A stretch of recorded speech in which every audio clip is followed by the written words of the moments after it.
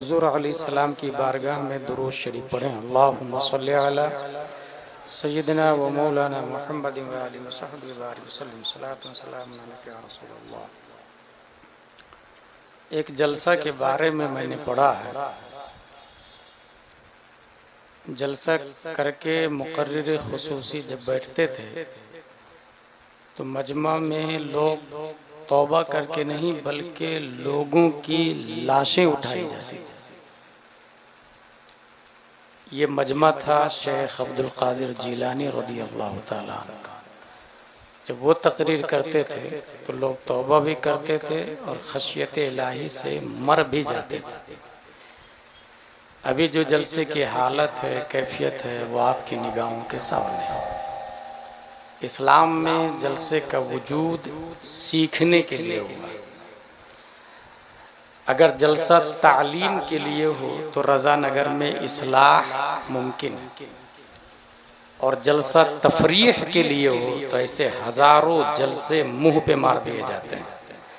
कुरान शरीफ में आया आमिलतुन नासिबतुन तस्ला नारन हामिया। इस मुख्तसर तमहीद के बाद मेरी तकरीर नहीं बल्कि तालीम हो। रज़ाकार हो या दीगर अफराद हो, कोई लेफ्ट राइट दाएं बाएं नहीं करेगा, क्योंकि इल्म सीखना हर शख्स पर फ़र्ज है। जलसा कराने वाले पर भी, सुनने वाले पर भी और सुनाने वाले पर भी। हम पे भी इल्म हासिल करना फ़र्ज है। इसलिए जब मुहद्दिस कबीर आते हैं तो मैं उगलदान लेके स्टेज पे बैठता हूँ। वो उसमें अपना लुआबे दहन डालते हैं। इसी पीरियड में कुछ हदीस बता देते हैं तो वो दिल की तख्ती पे नक्श हो जाती है, इल्म में इजाफा होता है। ये ज़िंदगी का असल मकसद है। हमारी गुफ्तगू की हेडिंग है मुहर्रम की 10 तारीख। इमाम हुसैन रज़ियल्लाहु ताला अन्हु ने जिस दिन आप जामे शहादत नोश करते हैं, जुमा का दिन था, मुहर्रम की 10 तारीख थी, 61 हिजरी था। ये दिन क्यों सेलेक्ट हुआ और ये मिन जानिबिल हुसैन है या मिन जानिबिल ला है या मिन जानिबि यजीद है? तो इसका जवाब ये है कि ये दिन मिन जानिबिल हुसैन नहीं, क्योंकि इमाम हुसैन को मजबूर किया गया करबला में उतरने पर। ये दिन का सिलेक्शन मिन जानिब यजीद नहीं है, वो तो पहली से मरदूद और खबीस था। बचा सिर्फ मशीयत इलाही। तो इस दिन का इंतखाब मिन जानिबिल्लाह हुआ है। और मिन जानिबिल्लाह क्यों हुआ? इसलिए कि यही वो दिन है जिस दिन अल्लाह ने आसमान, ज़मीन, कलम और लौह की तख्लीक फरमाई। पूरी दुनिया में मुहर्रम की 10 तारीख आसमान बना, ज़मीन बनी, कलम बना और लौह, जिस पे हम लोगों की तकदीर लिखी हुई। नंबर 2, हज़रत आदम व हव्वा दुनिया के पहले आदमी, बल्कि आदमी नहीं, हज़रत आदम पर आदमी का इतलाक़ नहीं होता है, क्योंकि आदमी में जो या है वो या निस्बती है। हिंदुस्तान में रहने वाले को हिंदुस्तानी कहते हैं, ऐसे ही आदम के बेटे बेटियों को आदमी कहते हैं। आदम अलैहिस्सलाम आदमी नहीं, वो इंसान। हज़रत आदम और हज़रत हव्वा की तख्लीक जुमा के दिन मुहर्रम की 10 तारीख को। हज़रत आदम अलैहिस्सलाम दुनिया में आए, 300 साल तक तौबा करते रहे। सडनली ख्याल आया, ये हो गया, शुरू हो गया। सडनली ख्याल आया कि मैंने अर्श पे देखा था अल्लाह के साथ लफ्ज़ मोहम्मद मुहर्रर था।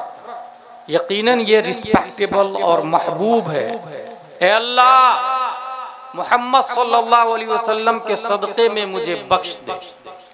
300 साल के बाद तौबा जिस दिन कबूल हुई, मुहर्रम की 10 तारीख जुमा का दिन था। हज़रत नूह अलैहिस्सलाम 40 दिन तक कश्ती को लेके पानी पर तैरते रहे। पूरी दुनिया में पानी है, जमीन से भी पानी निकला था, आसमान से भी पानी निकला था। उस कश्ती ने 7 मरतबा खाने काबा का तवाफ किया था। उस कश्ती में जो बचे थे वही जिंदा रहे, जो नहीं बैठे थे वो गर्काब हो। तारीख की किताबों में आता है दुनिया के सबसे ऊंचे पहाड़ से 15 फीट ऊपर पानी था, और सबसे ऊंचा पहाड़ माउंट एवरेस्ट है, 8,848 मीटर जिसकी ऊंचाई है, उससे 15 फीट ऊपर पानी था। नूह अलैहिस्सलाम का बेटा भी मारा गया, नबी का बेटा मारा गया। अगर कोई शख्स कहता है बेटे की वजह से बाप पर हुक्म आयद होता है तो ये सरासर गलत है। नबी थे, बेटा काफिर था, जहन्नम में गया, मर गया। ऐसे ही हजरत अमीर मुआविया सहाबी है, जन्नती है, बेटा यजीद है, जहन्नबी है, मरदूद है, खबीस है। यजीद की खुबासत की बुनियाद पर बाप पर कोई हुक्म आयद नहीं होता है। नूह अलैहिस्सलाम की कश्ती 40 दिन तक घूमती रही। जिस दिन जूदी पहाड़ पर रुकी, मुहर्रम की 10 तारीख जुमा का दिन। 40 साल तक हजरत याकूब अलैहिस्सलाम हजरत यूसुफ अलैहिस्सलाम के फिराक में रोते रहे। भाइयों में कुआं में डाल दिया, काफिला ने कुआं से निकाला, बाजारे मिस्र में बेच दिया। अल्लाह ने यूसुफ अलैहिस्सलाम को पूरे मिस्र, इंसान, जमीन, कपड़े, मवेशी, जानवर सब का मालिक बनाया। याकूब अलैहिस्सलाम रो रहे थे। भाइयों ने कहा कि यूसुफ को भेड़िया खा गया। याकूब अलैहिस्सलाम नबी थे, अपने बेटे की हयात की खुशबू आ रही थी। उन्होंने कहा ना, मेरा बेटा जिंदा है। 40 साल के बाद जिस दिन मुलाकात हुई, मुहर्रम की 10 तारीख जुमा का दिन था। हजरत इदरीस अलैहिस्सलाम को अल्लाह ने आसमान पर उठाया, मुहर्रम की 10 तारीख जुमा का दिन था। हजरत अय्यूब अलैहिस्सलाम बीमारी से शिफायाब हुए, मुहर्रम की 10 तारीख जुमा का दिन था। हजरत यूनुस अलैहिस्सलाम 40 दिन मछली के पेट में रहे और समंदर में घूमते रहे। 40 दिन के बाद जिस दिन मछली ने साहिल बहर पे उतारा, मुहर्रम की 10 तारीख जुमा का दिन है। हजरत ईसा अलैहिस्सलाम को अल्लाह ने आसमान पर उठाया, मुहर्रम की 10 तारीख जुमा का दिन। सुलेमान अलैहिस्सलाम को रूए जमीन की सल्तनत अता फरमाई, मुहर्रम की 10 तारीख जुमा का दिन। हमारे नबी सल्लल्लाहु अलैहि वसल्लम का निकाह हजरत खदीजा से हुआ, मुहर्रम की 10 तारीख जुमा का। इससे ये समझ में आया ये जो सिलेक्शन हुआ है आशूरा का शहादत हुसैन के लिए, ये मिन जानिबिल्लाह है। और इन तमाम जो हिस्ट्री बयान की मैंने, इसमें एक अजीम काम हुआ नबी का, तारीख का, इस्लाम का, अल्लाह की मखलूकों में अजीम मखलूक का, शाहकार का। इसी से ये समझ में आया कि इस्लाम बिल्कुल डेड हो चुका है, उसकी बॉडी को ब्लड की जरूरत थी।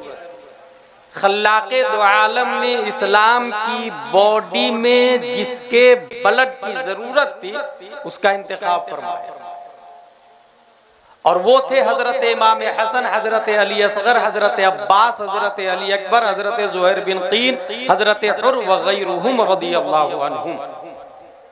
इसीलिए क़यामत तक हम शान से ये कहते हैं, तेरी कुर्बानी ने जिंदा कर दिया इस्लाम को, वो रहेगा ताबत तेरी बदौलत ऐ हुसैन। तारीख़ करबला में आपने तफसील के साथ अपने इमाम साहब से सुना हो। इमाम साहब से वो लोग सुनते हैं जो जुमा में तकरीर से पहले जाते हैं। अगर तकरीर में पहले नहीं जाते हैं तो फिर वो इमाम साहब की तकरीर सुनते भी नहीं और इल्म में इजाफा भी नहीं होता। मैं यहाँ कुछ मजमूई बात बताना चाहता हूँ। 3 बड़ी लालच करबला की तारीख और इस्लाम की तारीख में आपको देखने को मिलेगी। ऐसे ही 3 बड़े सजदे हैं जिसने दुनिया का निजाम बदल दिया। ऐसी ही तीन मईयत है जिसकी बुनियाद पर इंसान रिस्पेक्टेबल बन चुका है। तीन लालच की बात बताऊं। स्पेन का नाम आप लोगों ने सुना होगा। 800 साल तक हमारी हुकूमत, आखिरी में क्रिश्चियन ने अबुल हसन से कहा, अल बशरात की हुकूमत तुम्हें देता हूं, गरनाता की चाबी किला की मुझे दे दो। बशरात की लालच में चाबी दे दिया उसने। और 800 साल तक जहां हमारी हुकूमत थी, हमेशा हमेशा के लिए वहां से इस्लाम का खात्मा हो चुका है। लालच देखिएगा, अल बशरात की हुकूमत। हम और आप अपने भाई के लिए, बहन के लिए, बाप के लिए, पड़ोसी के लिए अगर जमीन की खातिर लड़ते हैं तो वो अबुल हसन से हम अलग नहीं हैं। लालच नंबर 2, 4000 फौज लेकर इब्ने साद ईरान की तरफ जा रहा था। इब्ने ज़ियाद ने खत लिखा कि पूरी फौज लेकर हुसैन बिन अली के मुकाबले में आ जाओ। कहा ना मैं नहीं जाऊंगा, वो बहुत अच्छे आदमी है। कहा सोच ले, अगर नहीं गया तो रे की हुकूमत और गवर्नरी छिन जाएगी, वो नहीं मिलेगी तुझे। उसने कहा रात भर सोचने का मौका दे। रात भर सोचा और सोचने के बाद उसने ये फैसला लिया कि हमें रे की हुकूमत चाहिए, हुसैन बिन अली को मारना है। 4000 फौज लेकर इब्ने साद ईरान की तरफ जा रहा था, पूरी फौज लेके करबला में आ जाता। हुसैन बिन अली से लड़ता है, मारा तो वो भी गया है कुत्ते की मौत, मगर रे की हुकूमत भी गई। काबिले गौर पहलू यह है, अगर ईरान चला जाता 4000 फौज लेकर, लड़ता सलीबियों से, रूमियों से, अगर वो मर जाता तो शहीद होता और जीत जाता तो वक्त का अर्तुरुल गाजी बनता। मगर इन दोनों में से कुछ भी नहीं हुआ और हमेशा हमेशा के लिए रे की हुकूमत भी गई और जहन्नमी भी बन गया। दूसरी लालच जिसने दुनिया में इनकलाब बर्पा किया है, और न खुदा ही मिला है न विसाल सनम हुआ है। करबला की तारीख में एक और लालच बताता हूं। हजरत अली अकबर रदी अल्लाह ताला अन्हु, इमाम हुसैन रदी अल्लाह ताला अन्हु के 3 साहबजादे करबला में थे। अली अकबर, अली औसत, अली असगर। आपकी 4 बेटियां हैं, सकीना, रुकैया, फातिमा सुगरा और सफिया।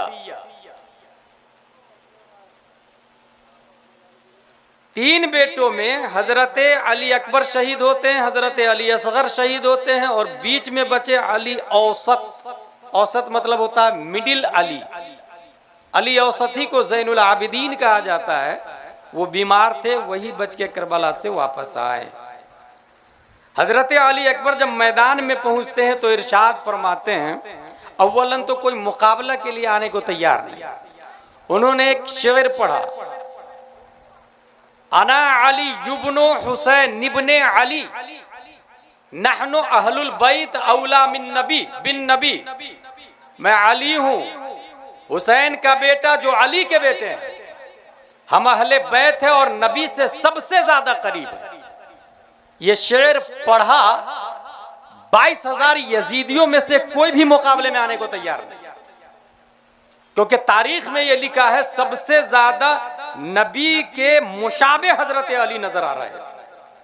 हजरत अली अकबर की बात कर रहा हूं, 18 साल की जवानी। शेर देखे इनका, नहनु अहलुल बैत। अहलुल बैत का लफ्ज आया। मैं कुरान शरीफ पढ़ रहा था एक दिन, तो उसमें ये आया, अंतहिरा बैतिया लित्तायफीन वल आकिफीन वरुक्काइस सुजूद। ऐ इब्राहिम, ऐ इस्माइल, आप दोनों मिलके मेरे घर को पाक करें। अल्लाह ने फरमाया बैतिया, मेरे घर। A question arise in our mind, ए अल्लाह तू तो घर में रहता नहीं, तू तो घर में रहने से पाक है, क्योंकि घर में रहने के लिए जिस्म होना चाहिए और अल्लाह जिस्म जिस्मानियत से पाक है।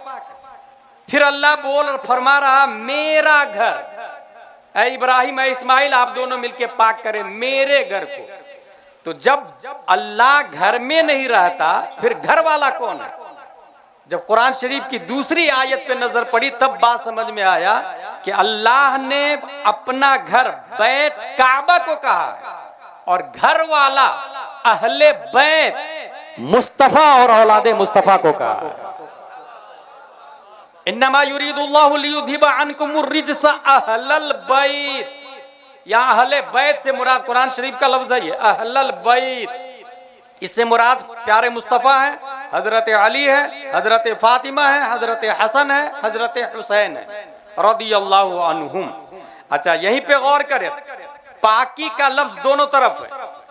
वहां आया बैत के लिए अंतहिरा, आप दोनों मिलके पाक करें, और यहाँ आया इन्नमा युरीदुल्लाहु लियुज़हिबा अन्कुमुर रिज्सा अहलल बैत व युतहिरकुम।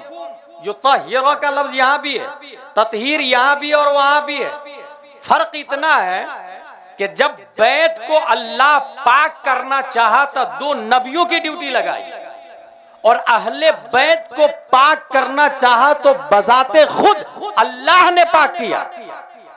और फर्क यह है कि बैत काबा हजरत इब्राहिम और इस्माइल ने पाक किया, वो दोबारा ना पाक हुआ।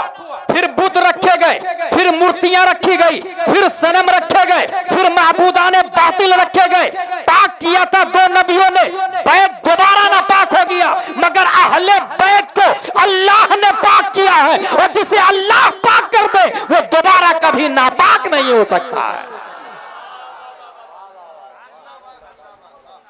इसीलिए आप आलिम बन सकते हैं, इट्स पॉसिबल। आप मुफ्ती बन सकते हैं, इट्स आल्सो पॉसिबल। आप मुजद्दिद बन सकते हैं, इट्स आल्सो पॉसिबल।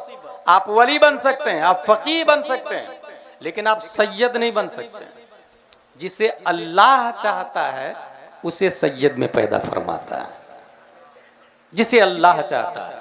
हजरत अली अकबर लड़ रहे हैं, नहनु अहलुल बैत औला बिन नबी। कोई 22,000 में जाने को तैयार नहीं है, एक भी जाने को तैयार नहीं है। इब्ने साद ने करबला में फिर लॉलीपॉप दिया, किसको? तारिक बिन शीस को। इतने बहादुर नामवर जवान मुजर्रब होकर के एक बच्चा के मुकाबले में जाने से घबरा रहा। जाओ उसकी गर्दन लेकर के आओ, मोसिल की हुकूमत तुम्हें दे दूंगा। ये लालच देखे, 3 लालच हो गई।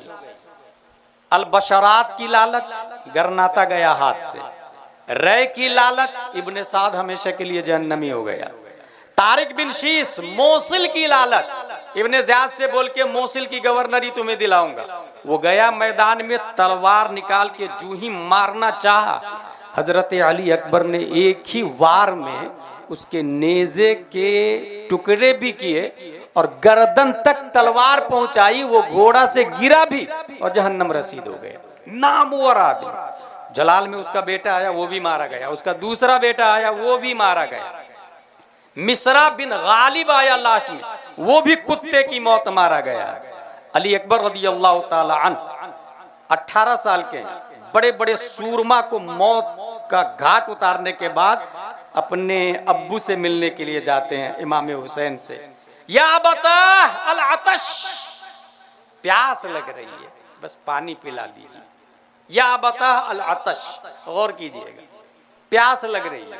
और 3 दिन से नहरे फुरात पर पाबंदी है, ये आप सबने सुना है, इसमें कोई दो राय नहीं, कोई कलाम नहीं। 3 दिन से भूखे प्यासे भी थे, इसमें भी कोई दो राय नहीं है।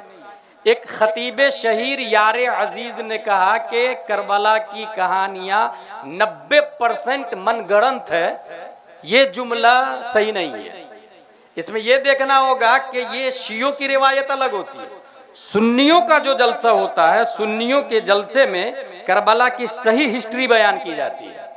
और सही हिस्ट्री में इमाम हुसैन का भूखा रहना, प्यासा रहना, मदीने से मक्का आना, मक्के से इराक आना, फरजदक शायर का मिलना, जुहैर बिन कीन का मिलना, या अब्बास का बाजू कटना, हजरत कैस का शहीद होना, मुस्लिम बिन अकील का पहले जाना, ये सब मुअतबर किताबों में लिखा हुआ है। इसलिए ये नहीं कह देना चाहिए कि 90% मनगढ़ंत कहानी है। सुन्नी लोग जो बयान करते हैं वो 90% सही है, 10% जाहिल खतीब मिला देते हैं अपनी तरफ से कि करबला में लाइट काट दिया था यजीदियों ने, तंबाकू नहीं दिया था, मोबाइल का कनेक्शन काट दिया था। ये जरूर जहालत है। तो मोबाइल कहां से आ गया वहां पर भाई, तंबाकू कहां से आ गया वहां पर भाई, लाइट कहां से आ गई, वो तो एडिसन दास ने बनाया लाइट। बहरहाल हजरत अली अकबर रज़ियल्लाहु ताला अन्हु, या बता अल अतश, प्यास लग रही है। इमाम हुसैन रज़ियल्लाहु ताला अन्हु का जवाब सुने, बेटा बस थोड़ी देर की बात है, हौज़े कौसर पर आबे कौसर लिए नाना जान इंतजार कर रहे हैं। हमने जब दूसरी हदीस का मुताला किया, हजरत आयशा ने पूछा कि हुजूर मैदान महशर में कहां तलाशूंगी, कहा मीज़ान पर, कहा वहां नहीं मिले तो, कहा पुलसिरात पर, कहा वहां नहीं मिले तो, कहा हौज़े कौसर पर। मीज़ान बात समझ में आ रही है, नबी वहां खड़े रहेंगे, अपने लोग के नामे अमाल में कुछ कमियां होगी तो दुरूद की पर्ची डाल के पल्ला को भारी करके जन्नती बनाएंगे। पुलसिरात पर बात समझ में आ रही है, नबी खड़े रहेंगे और कहेंगे रब्बे सल्लिम रब्बे सल्लिम, ऐ अल्लाह मेरी उम्मत को पार करा दे, पार करा दे, पार करा दे। हौज़े कौसर पे क्यों खड़े रहेंगे, इसकी क्या लॉजिक? पूरे इस्लामिक हिस्ट्री से पता चलता है कि 150 जंगे हमारे नबी ने लड़ी है, 150 में 50 में खुद नबी शरीक थे और बकिया 100 में नबी ने अमीर और कायद बना के भेजा है। इन किसी जंगों में भी प्यासे तमाम के तमाम नहीं मारे गए। सिर्फ वाहिद करबला 61 हिजरी की बात है कि 3 दिन पानी पर पाबंदी लगा के, खाने पर पाबंदी लगा के, शुहदाए करबला पर सब्र तहम्मुल के पहाड़ तोड़ दिए गए। आका हुसैन पूरा खैमा प्यासा था और शहीद कर दिया गया। अब बात समझ में आई, मीज़ान में हमारे लिए थे नबी, पुलसिरात पर हमारे लिए थे नबी, मगर नबी को पता था मेरा अली असगर प्यासा आएगा, अब्बास प्यासा आएगा, हुसैन प्यासा आएगा, अली अकबर प्यासा आएगा। और प्यासों का इस्तेमाल पुलसिरात पे करने की जरूरत नहीं है, मीज़ान पे करने की जरूरत नहीं है। ये तो शहीद है, पुलसिरात से यूं गुजर जाएंगे, ये तो शहीद है, मीज़ान पे इनका पल्ला भारी होगा, मगर प्यासे हैं, हौज़े कौसर से इनका इस्तेमाल किया जाए।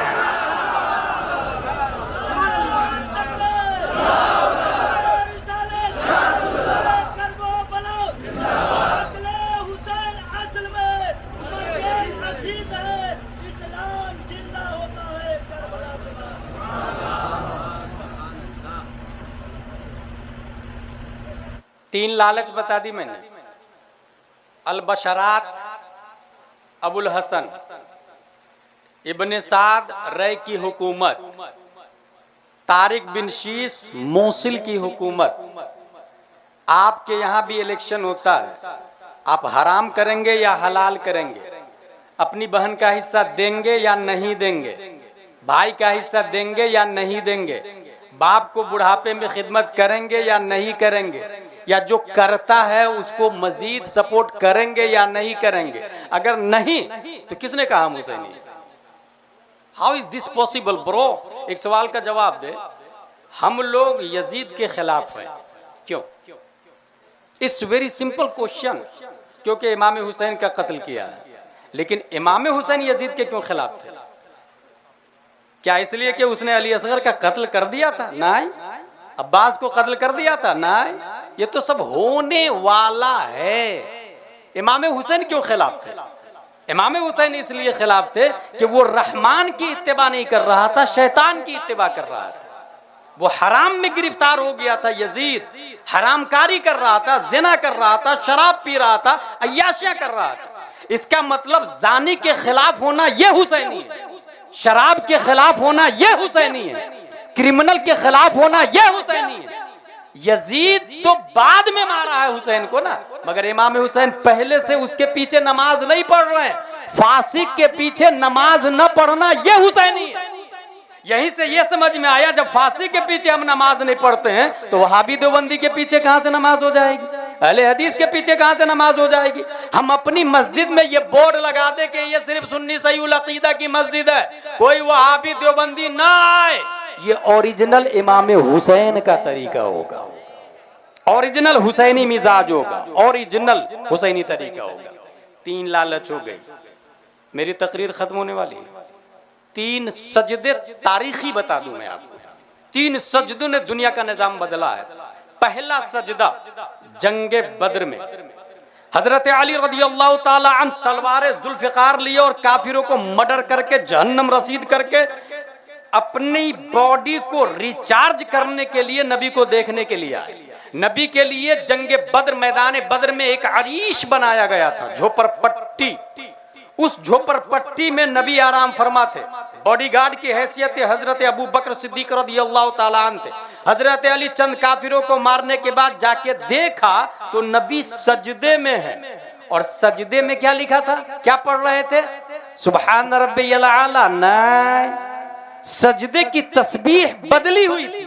यहां सजदे की तस्बीह थी या हय्यो या कय्यूम, या हय्यो या कय्यूम, या हय्यो या कय्यूम, ए कायम ए जिंदा, ए कायम बिज़ात, ए हय बिज़ात, या हय्यो या कय्यूम, या हय्यो या कय्यूम। हजरत अली फिर वापस पलटे, चंद काफिरों को जहन्नम रसीद किया, फिर आके देखे नबी को देख लूं ताकि अपने अंदर एनर्जी आ जाए, मैं रिफ्रेश हो जाऊं। जाके देखा नबी फिर सजदे में है, या हय्यो या कय्यूम, या हय्यो या कय्यूम। हजरत अली इरशाद फरमाते हैं, अल्लाह की कसम नबी ने उस वक्त तक सजदे से सर नहीं उठाया जब तक हम जंगे बद्र को जीत नहीं गए थे। जंगे बद्र को जीत नहीं गए थे।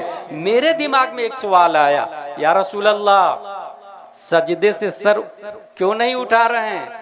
कहा दीन जख्मी ना हो जाए, मारका चल रहा है, इस्लाम पर शब खून मारा जा रहा है। आज अगर दीन जीता तो हमेशा के लिए जीत जाएगा। निस्तो नाबूद करने के लिए 313 के मुकाबले में 950 है। अबू जहल पूरी टीम के साथ मोहम्मद सल्लल्लाहु अलैहि वसल्लम का खात्मा करना चाहता। नबी सजदे में, या रसूल अल्लाह सजदे से सर क्यों नहीं उठा रहे हैं? जवाब, दीन जख्मी ना हो जाए। पहले सजदे ने दुनिया का निजाम बदल दिया।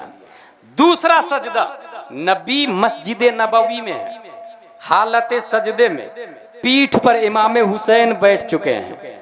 अब नबी सजदे से सर नहीं उठा रहे हैं, तस्बीह पढ़ी जा रही है वही सुभान रब्बियल आला, मगर 3 बार पढ़ना चाहिए, 5 बार पढ़ना चाहिए, मगर यहाँ 7, 8, 9, 10, 20, 30, 40, 50 गिनती बंद, काउंटलेस, बेशुमार, अनगिनत। इमाम हुसैन पीठ पर है, प्यारे मुस्तफा सजदे में। सवाल किया हमने, या रसूल अल्लाह सजदे से सर क्यों नहीं उठा रहे हैं? इमाम हुसैन छोटे हैं, सजदे तूले नबी से जवाब आता है कि तुम हुसैन को फातिमा का बेटा, हुसैन को अली का जिगर ही मत समझना। हकीकत में हुसैन क्या है? ख्वाजा गरीब नवाज ने मिजाज दिया, शाह अस्त हुसैन, बादशाह अस्त हुसैन, सरदाद नदाद, दस्त दर दस्ते यसीर, हक्का के बिना ला इलाहा अस्त हुसैन, दीन अस्त हुसैन, दी पनाह अस्त हुसैन। अब बात समझ में आ गई, या रसूल अल्लाह सजदे से सर क्यों नहीं उठा रहे हैं? जवाब मिला, सर उठाऊंगा, हुसैन गिर जाएंगे, और हुसैन दीन है, कहीं दीन जख्मी ना हो जाए।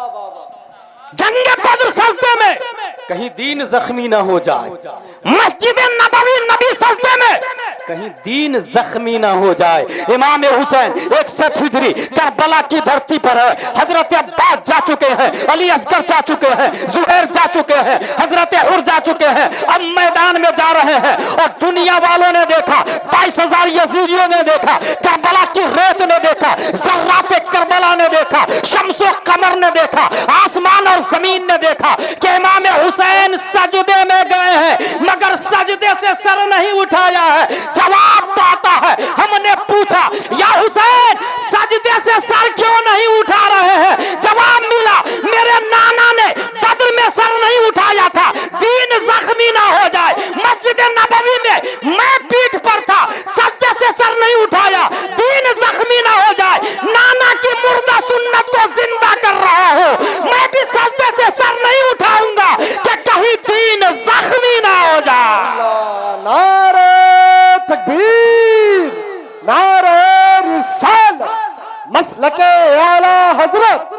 फैजान शहदाए करबला, शहीद आजम का इन्फ्रेंस। ये 3 सजदे तारीखी हो गई। हम लोग जो या हुसैन या हुसैन या अली करते हैं, क्या ये जायज? कुरान शरीफ की जिस आयत को मैंने पढ़ा, इस्ताईनु बिस्सब्री वस्सलाह, अब ये तीसरा 3 मईयत बताने जा रहा हूं मैं। सब्र और नमाज से मदद तलब करें, ये कुरान शरीफ में आया। इसके जस्ट बाद आया इन्नल्लाह मअस्साबिरीन, और उसके फौरन बाद आया वला तक़ूलू लिमयुक़्तलू फी सबीलिल्लाहि अमवात। सब्र और नमाज से मदद तलब करें, अल्लाह साबिरों के साथ है, जो अल्लाह की राह में कत्ल किए गए उन्हें मुर्दा न कहे।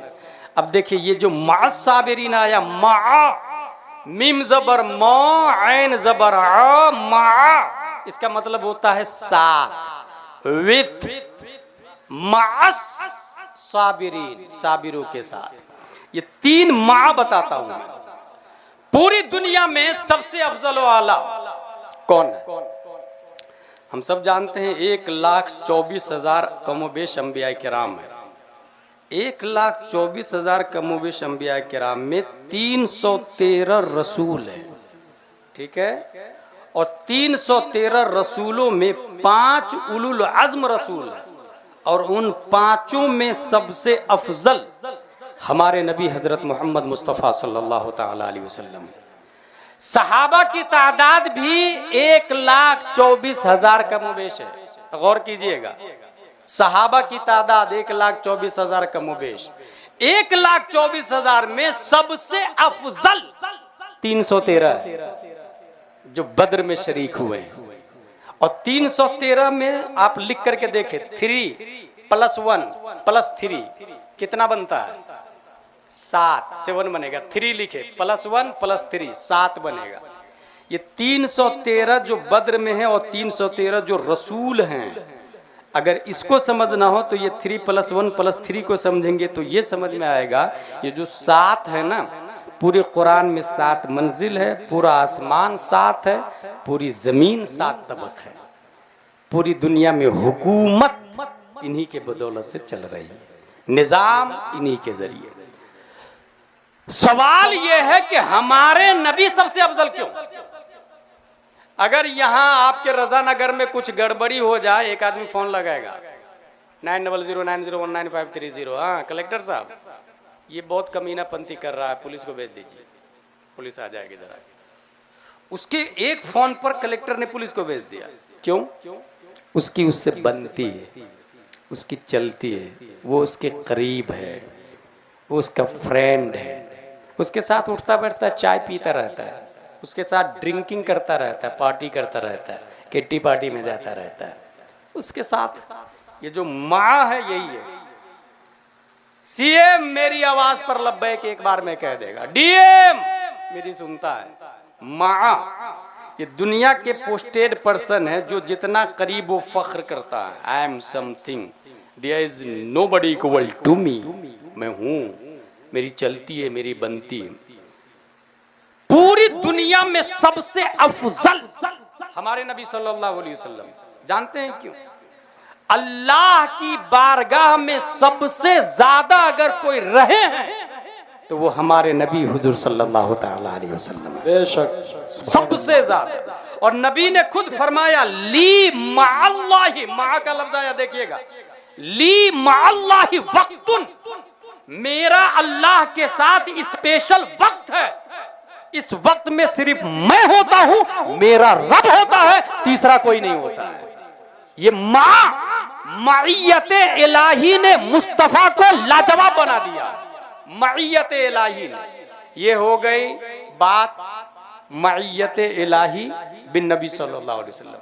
नबी सबसे अफजल है, हमारे नबी माइयते इलाही की बुनियाद पर। पहला माह आया, अब दूसरा माह नीचे आ जाए।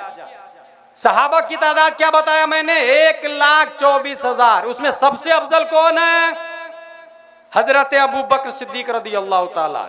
अभी एक ग्रुप आया है, मौलाई ग्रुप, राफजी ग्रुप, वो कहता नहीं हजरत अली सबसे अफजल। हो गया काम। अब पूरी तबाही मचा रहे हैं। ईरान वाले यही लोग हैं।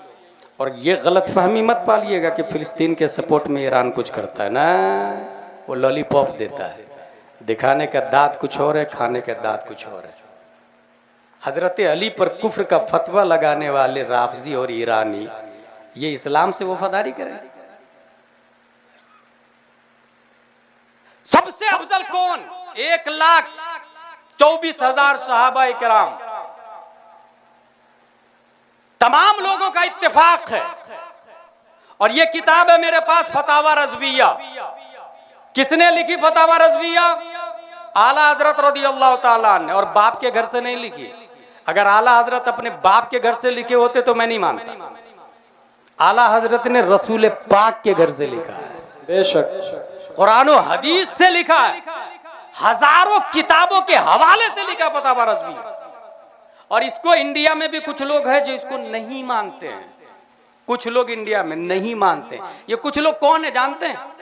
असल में चेहरे पे दाग लगा हुआ है मगर वो मानने को तैयार नहीं। तो वो कहता है दुनिया में जितने आईने हैं सब गलत। मैं मानता ही नहीं आईने।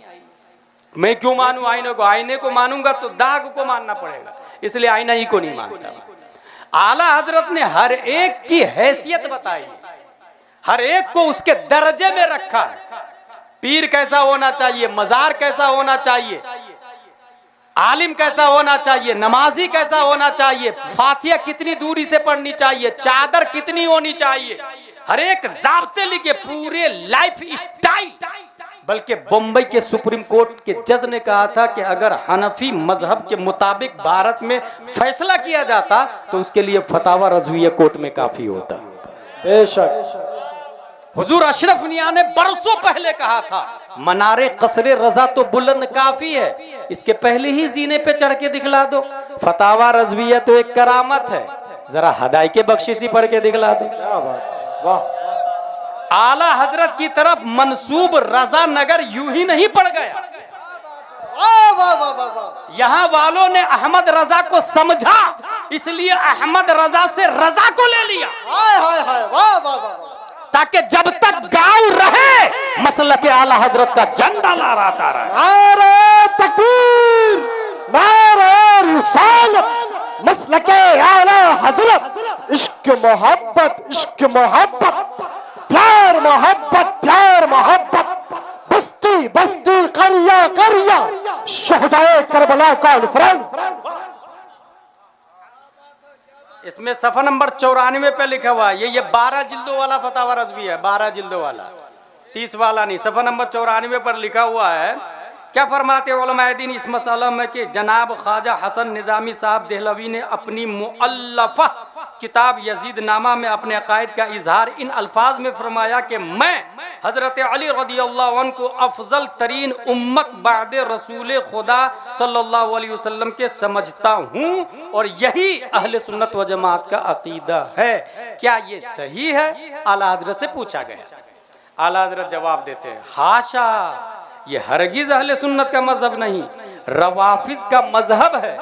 उसे अहले सुन्नत का मजहब कहना बेआईन ही ऐसा ही है कि कोई कहे राफजियों का मजहब तफजील शेखैन है, यानी सिद्दीक अकबर व फारूक आजम रज़ियल्लाहु अन्हुमा को राफजी तमाम उम्मत से अफजल व आला मानते हैं। जैसा इसका कायल सरी झूठा मुफ्तरी है, यूं ही ये कहने वाला झूठा है कि तमाम सहाबा में सबसे अफजल हजरत अली रज़ियल्लाहु ताला अन्हु। पूरी तफसील के साथ जवाब है। असल में मसला क्या हुआ है, ये बहुत बड़ा इख्तिलाफ हुआ था जंग सिफ़ीन में। जंग सिफ़ीन ये करबला की जंग से पहले, और उसको सुनना और आपका जानना बहुत ज़रूरी है। उसमें मैं एक इल्मी बात बताता हूँ। उसमें हज़रत अली ने और हज़रत अमीर मुआविया ने हकम रखा कि आप दोनों मिलके जो फैसला कर दीजिएगा हमें तस्लीम है। एक जमात निकल गई वहाँ पर और उसने ये कहा कि हकम बनाना ही जायज़ नहीं, क्योंकि कुरान में आया इनिल हुक्मु इल्ला लिल्लाह, हाकिम अल्लाह है। तो अमीर मुआविया ने किसी और को क्यों बनाया, हज़रत अली ने किसी और को क्यों बनाया। वहीं उम्मत की बड़ी दो जमात पैदा हुए, एक जमात खारजी की बनी और दूसरी जमात राफजी की बनी।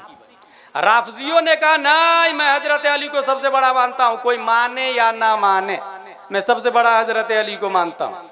और ये एक यहूदी का दिमाग था, यहूदी का दिमाग था, उसके भड़काने से उसने उम्मत में इंतशार पैदा किया और कहा सबसे बड़ा हजरत अली है। और यही राफजी लोग बाद में जाके क्या कहते हैं, हजरत अली काफिर हो गए माजल्ला, क्योंकि डायरेक्ट नबी के बाद उनको खलीफा का दावेदार होना था मगर वो हुए नहीं।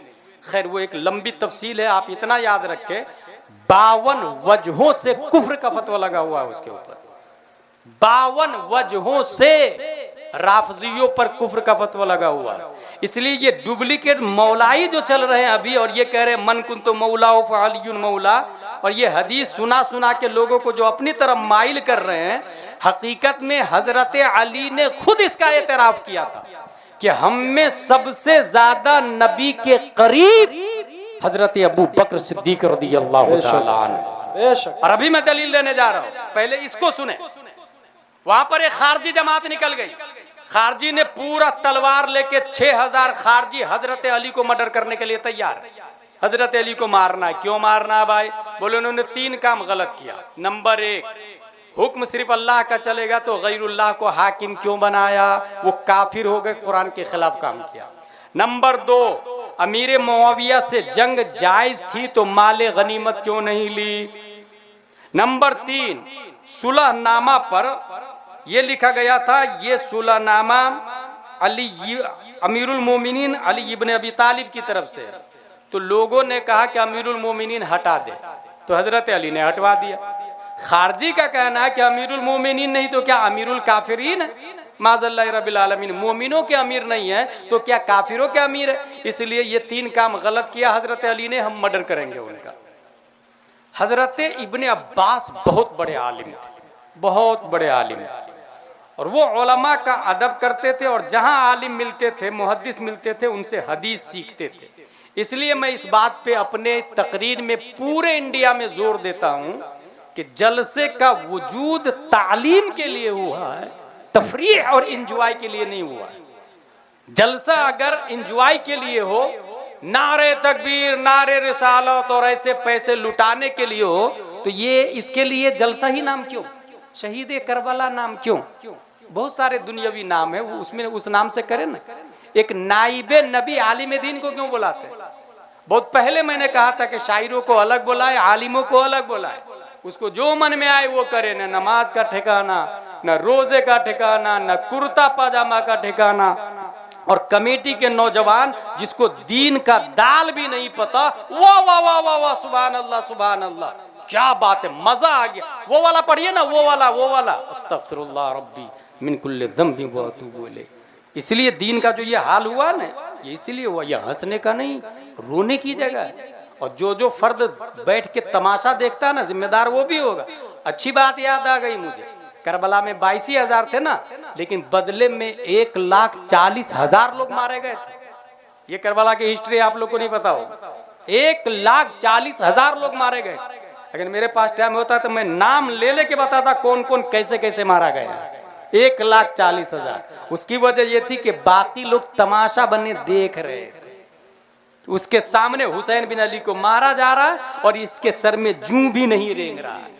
इसलिए अजाब आएगा तो हम भी बचेंगे नहीं। अल्लाह ने वुसअत दी है, जुर्म को हाथ से रोके, नहीं तो जुबान से रोके, नहीं तो दिल से बुरा जाने। हजरत इब्ने अब्बास कहते हैं हजरत अली से, खारजियों से मैं बात करना चाहता हूं लड़ने से पहले। कहा इजाजत दे दी। 6,000 खारजी मैदान में है।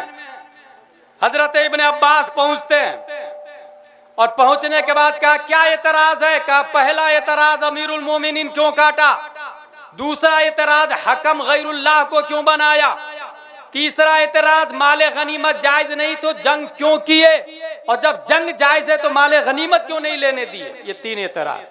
हजरत इब्ने अब्बास फरमाते हैं अगर मैं कुरान से जवाब दे दूं तो बोले हम तौबा कर लेंगे ना।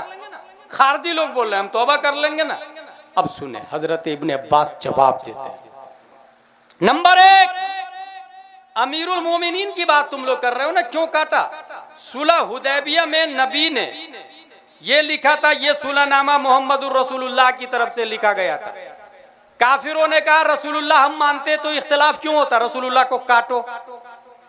रसूलुल्लाह को काटा गया वहां पर सुलह के लिए।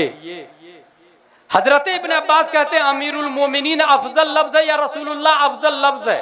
कहा रसूलुल्लाह। का सुलह के लिए जब उसको काट दिया गया तो इसको हटा करके सही किया या गलत? का नहीं, हजरत अली ने सही काम किया। ये जवाब दिया ना कुरान और हदीस की रोशनी में, दिमाग बात में बैठ गए। दूसरा एतराज, हाकिम गैरुल्लाह को क्यों बनाया? कुरान में आया इनिल हुक्मु इल्ला लिल्लाह, हाकिम सिर्फ अल्लाह रहेगा। हजरत इब्न अब्बास फरमाते हैं कुरान शरीफ में आया वइन खिफ्तुम शिकाक बैनहिमा फबतु हकमम मिन अहलिही व हकमम मिन अहलिहा। मियाँ बीवी में इख्तिलाफ हो जाए तो एक हाकिम औरत की तरफ से, एक हाकिम शौहर की तरफ से, बीवी की तरफ से एक हाकिम और मर्द शौहर की तरफ से एक हाकिम, दोनों मिलके फैसला कर दे, मान लेना चाहिए। हजरत इब्ने अब्बास कहते हैं मियाँ बीवी का झगड़ा बड़ा था या हजरत अली और अमीर मुआविया का? बोले हजरत अमीर मुआविया और हजरत अली का। हजरत इब्ने अब्बास कहते हैं इस छोटे मामले में अल्लाह खुद हुक्म दे रहा है गैरुल्लाह को हाकिम बनाओ। अब हजरत अली ने हाकिम जो बनाया गैरुल्लाह को सही किया या गलत? का नहीं, सही काम किया। दूसरा एतराज, माले गनीमत क्यों नहीं ली जंग में? माले गनीमत में बांदी आए तो उसके साथ में सोहबत जायज है। माले गनीमत में जो पैसा दौलत आती है उसका मालिक वो होता है जो जंग जीतता है। हजरत अली के अपोजिट में हजरत आयशा थी और हजरत आयशा तमाम मोमिनों की माँ है। कोई अपनी माँ को बांदी बना सकता है? कुरान शरीफ में आया वो तमाम मोमिनों की माँ है, अज़वाजे मुतहरात मोमिनों की माँ। अब हजरत अली ने बांदी न बनाकर सही किया या गलत? खारजियों ने कहा नहीं सही किया। तीनों सवाल का जवाब दे दिया हजरत इब्न अब्बास ने। 6000 में से 2000 बैक वक्त सिद्दीक दिल से तौबा करके हल्का बगोशे इस्लाम हो जाते हैं और हजरत अली के हाथ पे मुरीद हो जाते हैं। 2000 खारजी। ये मैं क्यों बता रहा हूं आपको? मिस्र में मैंने देखा, वहां के लोगों से पूछे कि वुजू में 4 फराइज, वो कहेंगे नाम अना आलम फगसिलू वुजूहकुम व अयदियकुम मिनल मराफिक वमसहू बिरुऊसिकुम व अर्जुलकुम मिनल कअबैन। वहां की जाहिल पब्लिक को भी पता है कि वुजू में 4 फराइज है और वो कुरान की इस आयत से साबित है। अवाम को अकीदा पता वहां पर। मैं दलील से बात कर रहा हूं, मैं रह के आया हूं मिस्र में, आम आदमी की बात कर रहा हूं, मौलाना की बात नहीं कर रहा। यहाँ इतने लोग बैठे, अगर मैं पूछूं रोजा फर्ज है कुरान में कहाँ लिखा है, अवाम में से मुश्किल से 1-2% भी बता पाएगा। यही अलमिया है, क्योंकि जलसा रिकॉर्ड करने, एंजॉय करने और तफन्नुन तबा के लिए कर लिया। जुमा में कभी सीखने की नीयत से नहीं गए। क्यों नहीं गए जुमा में सीखने की नीयत से? हजरत जाता तो, मगर इमाम साहब बेकार तकरीर करते, तकरीर करनी ही नहीं आती। भाई साहब तकरीर करने नहीं आती, मैं मान लिया, हर शख्स गुलाम जिलानी अजहरी नहीं हो सकता, लेकिन गुलाम जिलानी अजहरी मुहाल भी नहीं है। आप दे रहे हैं 5 रुपया और तकरीर कह रहे हैं गुलाम जिलानी जैसा करो। आप दे रहे हैं 10,000 और तकरीर कह रहे हैं मुफ्ती शहजाद और मुफ्ती अख्तर हुसैन जैसी करो। भाई उसको 40,000 तनख्वाह देना, फिर मुफ्ती साहब को लाए ना, फिर जुमा में तकरीर में जाए ना। हमें मत बुलाए, बाहर वालों को मत बुलाए, इमाम साहब को 40,000 तनख्वाह दे और हर जुमा आधा घंटा वो दीन की तालीम देंगे। अगर एक जुमा में 4 बातें आपने सीखी ना, तो महीने में 4 जुमे होते, 4 को 4 से इंटू करें 16 बन जाते। एक महीना में 16 मसले के आलिम बनेंगे, चंद सालों में हजारों मसाइल के अल्लामा बन जाएंगे। मगर ये करता कोई नहीं, तमन्ना है, सीखता कोई नहीं, प्लानर कोई नहीं बनता। अभी मैं ऐलान कर दूं रजा नगर में आला हजरत मस्जिद बनानी है, कौन देगा पैसा? हजरत मेरी तरफ से पूरा सरिया, अजहरी साहब मेरी तरफ से पूरी सीमेंट। एक साहब खड़े हो गए, हजरत हजरत मेरी तरफ से पूरी ईंट। ये जिंदा है, ये नहीं मुर्दा है। पता चला रजा नगर में सब जिंदा नहीं है, भारत में सब जिंदा नहीं है, चलने फिरने वाले बहुत सारे मुर्दा भी है। ये दलील जिब्रील अलैहिस्सलाम का सेंटेंस, अवमन काना मैतन, अबू जहल जीते जी मुर्दा है, फिर जिंदा कौन है भाई? 1 हिजरी 2 3 4 5 6 7 8 9 10 20 30 40 50 60 61 हिजरी की हिस्ट्री का जब मुताला किया, इमाम हुसैन मदीना शरीफ से मक्का शरीफ से इराक शरीफ तशरीफ लाते हैं। मुस्लिम बिन अकील सबसे पहले मलकुल मौत आए, रूह निकाल के ले गए। इस्लाम बोल रहा है जिंदा है, हजरत कैस की रूह निकल गई। इस्लाम बोलता है जिंदा है, हजरत हुर जा चुके। इस्लाम बोलता है जिंदा है, जुहैर बिन कीन मलकुल मौत के करीब है। इस्लाम बोलता है जिंदा है, हजरत अब्बास के बाजू कट गए। इस्लाम बोलता है जिंदा है, अली अकबर जा चुके। इस्लाम बोलता है जिंदा है, इमाम हुसैन बदन करबला में, सर दमिश्क में। इस्लाम बोलता वला तक़ूलू लिमन युक़्तलू फी सबीलिल्लाहि अमवात। सवाल पैदा होता, रज़ानगर के सुन्नी मुसलमान ये जानना चाहते हैं, ए अबू जहल तू जीते जी मर कैसे गया? ए करबला वाले आका, मरने के बाद भी आप जिंदा कैसे हैं? मिजाज अबू जहल ने, लाइफ स्टाइल अबू जहल ने, अंदाज़े अबू जहल ने जवाब दिया, अदावत मुस्तफा ने मुझे जीने नहीं दिया। करबला वाले हुसैन बोले, मोहब्बत मुस्तफा ने मुझे कभी मरने नहीं दिया। नारे तकबीर, नारे रिसालत, पैगंबर इस्लाम, अज़मत इस्लाम, शौकत इस्लाम, शहदाए करबला कॉन्फ्रेंस। मेरे भाई, आप दिल में आला हजरत को गाली दे, कोई फतवा नहीं लगे। आला हजरत की तारीफ करे तो भी मुफ्ती साहब कोई फतवा नहीं लगाएंगे। दिल से दे रहे हैं ना, दिमाग से दे रहे हैं ना। आप मुफ्ती साहब का फतवा लगाएंगे जब आप बोलेंगे, जब आप लिखेंगे। मन ही मन में मुझे गाली देंगे तो थोड़ी फतवा लगेगा। मन ही मन में कुछ भी करे, मन पे फतवा नहीं लगता। मगर अल्लाह ने मन पे भी फतवा लगाया है, सोच पे फतवा लगाया अल्लाह ने। कुरान में आया, ला तहसबन्नल्लज़ीना क़ुतिलू फी सबीलिल्लाहि अमवाता बल अहया इंदा रब्बिहिम युरज़क़ून। जो अल्लाह की राह में शहीद किए गए, सोचना भी मत मुर्दा उसके बारे में, सोच पर फतवा। और याद रखिएगा, हम सोच को नहीं जानते हैं ना, अल्लाह जैसे कौल को जानता है वैसे ही सोच को भी जानता है, सोच को भी जानता है। अब्र रहमत उनके मरकत पर गोहरबारी करे, हश्र तक शान करीमी नास बरदारी करे। फना के बाद भी बाकी है शान रहबरी तेरी, खुदा की रहमतें हो ए अमीरे कारवां तुझ पर। इमाम हुसैन यजीद के ख़िलाफ़ थे, क्योंकि यजीद शैतान का ग़ुलाम था। आज भी अगर कोई शख्स रहमान का ग़ुलाम है, सर के ताज है, शैतान का ग़ुलाम है, फिर वो लाख दावा करे मैं हुसैनी हूँ, कहीं न कहीं खलल और कमी है। परवरदिगार आलम हम सबको कुरान शरीफ, हदीस शरीफ, फ़िक़्ह शरीफ पढ़ने, समझने, अमल करने की तौफ़ीक़ अता फ़रमाए। हमारे उलमाए किराम हर ज़माने में मेहनत कर रहे हैं, आज के ज़माने में भी मेहनत कर रहे हैं। और नबी ने कुरान शरीफ की तफसीर नहीं लिखी है, नबी ने लिखवाया है। 14 सहाबा ने कुरान लिखा है, उसमें हज़रत अमीर मुआविया भी है, लिखने वाले हज़रत अमीर मुआविया रज़ियल्लाहु ताला अन्हु। लिहाजा अमीर मुआविया पे लान तान करना ये मौलाइयत नहीं, जहन्नमियत है, दोज़खियत है, ये राफ़ज़ियत है।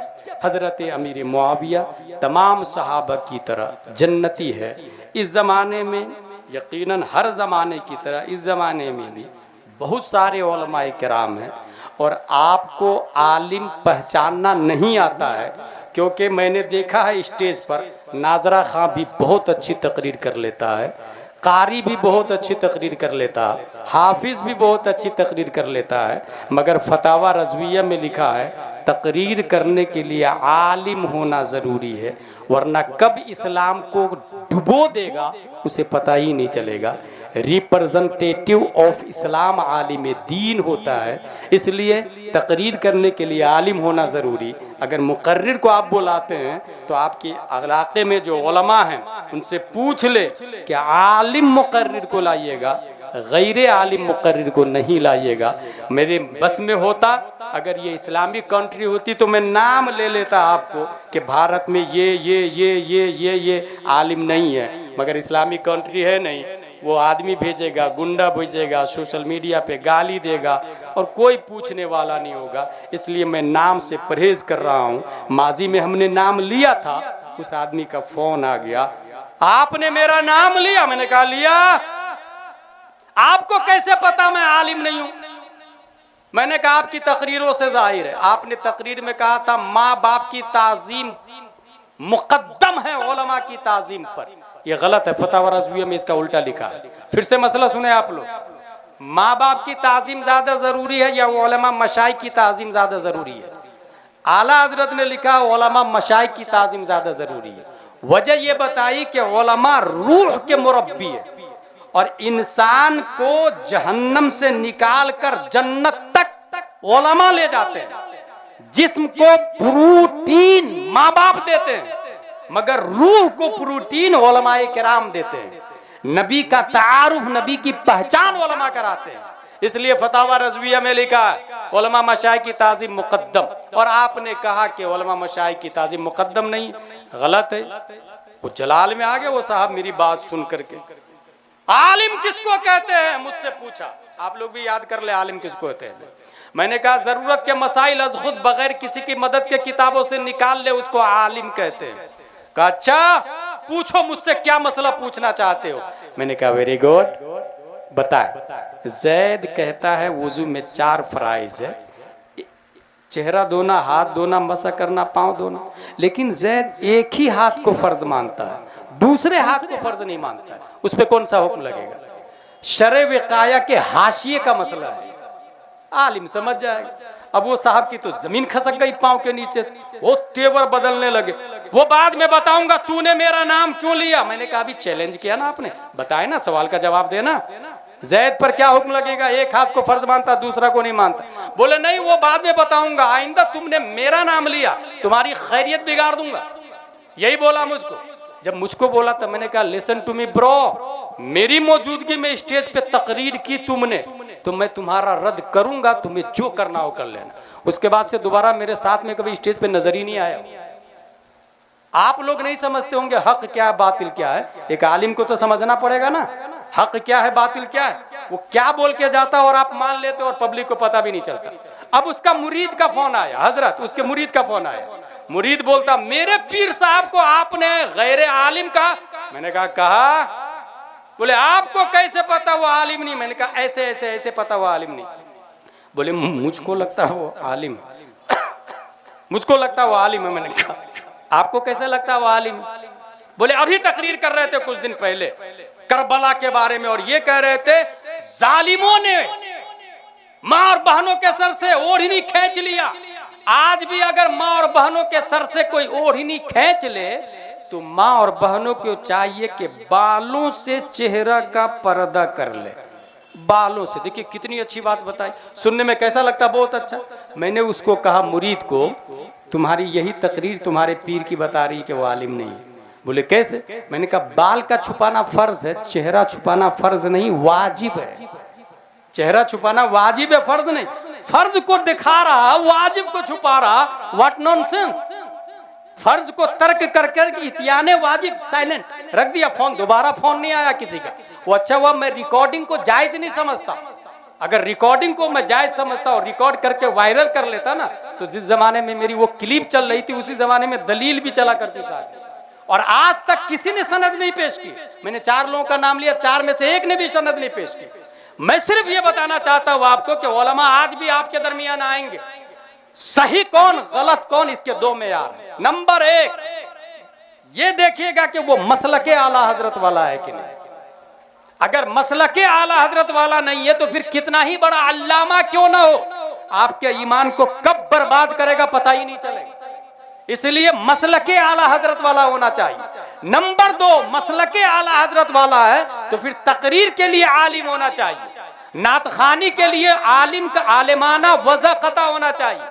सिगरेट घंटों पी रहा, सेल्फी ले रहा, अय्याशिया कर रहा, जूहू चौपाटी पे जाके लड़कियों के साथ में टाइम पास कर रहा, हम प्रोग्राम में बोला कि 50,000 दे रहे हैं उसको और पता ही नहीं हमारे साथ क्या हो रहा है। इसलिए ये हमारी ड्यूटी है नीट एंड क्लीन इस्लाम को बनाने के लिए। यकीनन मसलक आला हजरत हक है, उसकी दलील फतावा रज़विया आज भी है, जो कुरान और हदीस से मुस्तंबत और माखूज है। और याद रखे, फतावा रज़विया कयामत तक रहेगा, कयामत तक फतावा रज़विया रहेगा। अगर कोई शख्स ये बोलता है नहीं, तादुश शरिया के बाद अब मरकज बरेली नहीं है, आला हजरत का इंतकाल हो गया, मुफ्ती आजम का इंतकाल हो गया, तादुश शरिया का इंतकाल हो गया, अब मरकज बरेली से हट जाना चाहिए, तो मैं उन्हें बता दूं, तादुश शरिया, आला हजरत, मुफ्ती आजम, ये सब जाने से पहले पहले कंजुल ईमान दे के गए हैं, फतावा रज़विया दे के गए हैं, अद-दौलतुल मक्किया दे के गए हैं, किफ़लुल फ़क़ीहुल फ़ाहिम दे के गए हैं, इम्बाहुल ऐब बिसैफिल गैब दे के गए हैं। और फतावा रज़विया कंजुल ईमान का जवाब नहीं है, मरकज बदलने से पहले जवाब आना चाहिए, जवाब। इसलिए फतावा रज़विया कयामत तक रहेगा।